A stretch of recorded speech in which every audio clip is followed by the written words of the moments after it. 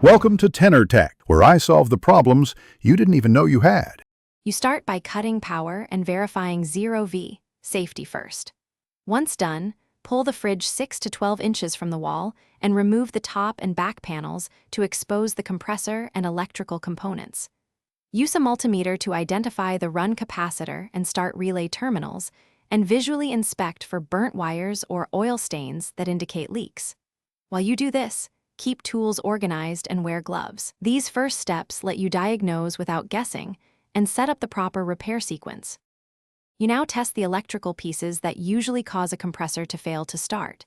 Measure the capacitor in microfarads and compare to the label. If it reads below spec, replace it. Then test the start relay for continuity and resistance. A clicking relay often means failure. Measure compressor winding resistances, common to start, common to run, and look for open or shorted coils. If the relay or capacitor is bad, swap them with quality replacements. This often restores proper startup without touching refrigerant. You finish by reconnecting power and observing the compressor start. It should spin up and produce a steady hum within 30 to 60 seconds. If it trips the breaker or never starts, measure running amp draw versus the nameplate and inspect the thermal overload protector. Excessive amps indicate mechanical seizure or shorted windings.